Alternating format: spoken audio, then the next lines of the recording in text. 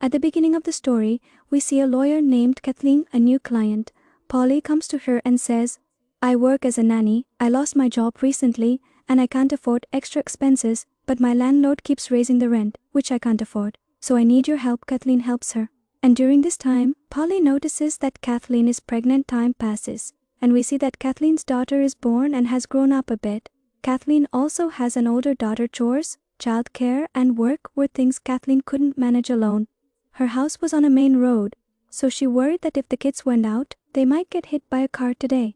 She takes her kids out for errands, and then she meets Polly again at the market. Kathleen and Polly start talking, but Kathleen's daughter interrupts her. Polly tells Kathleen, I see you are worried about your kids. I told you I'm a nanny, but I have no job right now. If you want, you can hire me. Kathleen is happy, but hesitant. She can't trust a stranger in her home.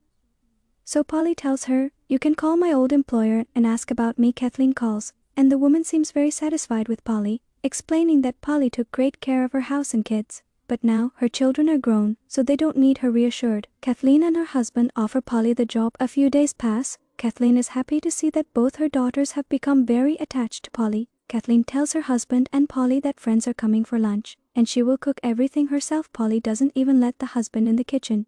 Meanwhile, we see that Polly sneaks into the kitchen and mixes something into Kathleen's food. Later, everyone sits down to eat and enjoys the food. Polly sits with them. Kathleen's friend asks Polly about herself. Polly highlights that she is poor and has no family.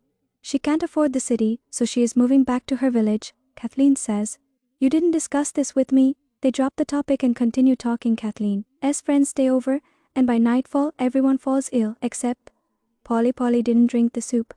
Everyone else did. It was obvious. She spiked it. No one notices.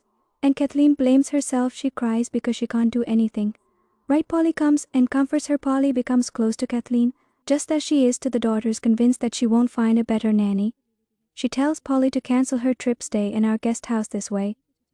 You have shelter and a job.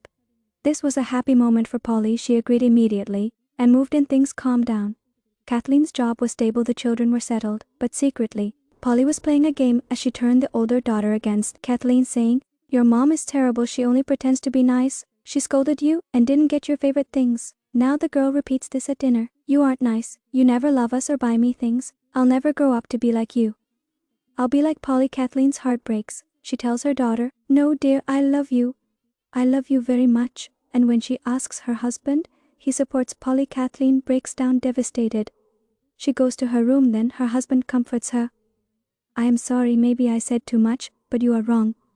Polly isn't bad, she is good. Days pass, and the daughters get attached to Polly. Even Kathleen's husband likes Polly. She is very caring. Because of this, Kathleen starts feeling insecure about Polly. On New Year's Day, they go watch the fireworks, and when they return, Kathleen hears noises in her daughter's room. They rush in to find their daughter terrified and holding many firecrackers. She scolds them, asking who bought them. Polly apologizes, saying, I didn't know she'd be scared. I thought she'd like it. Kathleen stays angry and tells Polly, you didn't think about the danger today.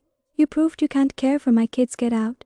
Kathleen made her decision, but Polly has turned the family against her. The children and husband tried to reason with her. This angers Kathleen and she kicks Polly out. Polly leaves. But Kathleen's family is unhappy. She couldn't convince her daughter.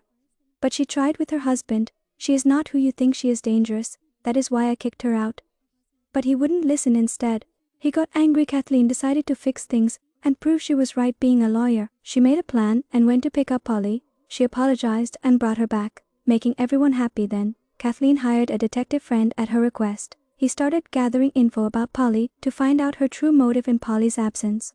He searches her room and finds something he hides. He tries to leave, but Polly catches him. Strangely, knowing he took something, Polly lets him go. The detective goes home, researches the papers, and finds something shocking. He calls Polly instead of Kathleen, who hired him. Meanwhile, we see that Kathleen didn't just wait. She investigates on her own. She visits the woman who recommended Polly. She discovers that Polly lied. She never worked as a nanny. She was a drug addict. The reference woman was also an addict. They met at a rehab center. Polly improved and wanted a job. She asked the rehab owner to lie for her. Hearing this, Kathleen gets angry at the woman. How could you lie like that? You almost ruined my life. She goes to her husband and reveals Polly's deception. She was never a nanny. She made the rehab owner lie. Despite this, Kathleen's husband blames her. He says Polly's crime isn't serious. She just lied to get a job, nothing more. Kathleen is upset that he supports Polly. She leaves. The scene cuts to Polly meeting the detective. He calls her Rebecca. She isn't surprised, as she knew he was looking for her. He says, I know your name and that you are from Kathleen's town. You researched her story. He reveals Kathleen's real name is Jennifer. As a child, Kathleen burned a house. The whole family died, except a girl named Rebecca, which is you afterward. Kathleen told police her father abused her, which is why she did it after that. She left town and came here now. You want revenge for your family, she tells him. Now you know my plan. What now, he says. I want to reason with you. Don't be angry, drop the revenge, fix your life, and don't ruin her life. I'll talk to Kathleen, she'll apologize and give you money. Polly cries and pretends to agree. But the next moment she grabs a baseball bat and hits him hard on the head. Killing him, she committed murder, but wasn't scared. She needed to hide the truth. Which she did. She gets rid of the body and removes all evidence. Even traces of herself. Police find the body. And when Kathleen learns of this, she is devastated.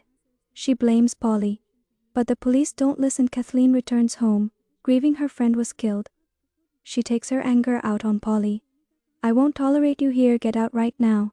As she drags her out, her daughter, Emma, stops her, and Emma gets hurt. Seeing this, the husband thinks Kathleen is crazy and separates her from the family. Kathleen meets her son at his match. Her daughter is there and tells her, Mom, stop bothering Polly, she is innocent. Do you know what I found in her room? This article tells her story about having no family. They died in a fire. She gives her mother the article from Polly's room and goes to lunch. Kathleen reads it and is shocked.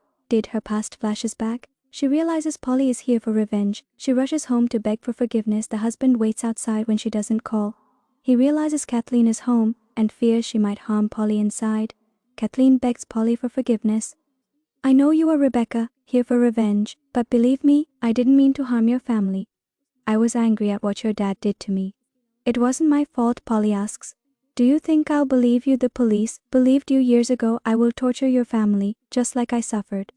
Polly says, and I'll kill you first. She attacks Kathleen with a knife. Kathleen defends herself. Kathleen tries to stay calm because her daughter is in danger. She manages to grab her daughter and get into the car. She locks it. So Polly breaks the windows. Kathleen drives out of the house to escape. But Polly is there. A passing car hits Polly and leaves. Meanwhile, Kathleen's husband arrives. Sensing something is wrong, he didn't know the full story. A friend died in an accident. But thankfully, Kathleen's family survived. Finally, the husband believes Kathleen was truthful and apologizes. Their lives are back to normal. But their daughter is talking to thin air, as if speaking to Polly. Either she is traumatized or she is talking to Polly's ghost. What happened to her? The film ends with this mystery.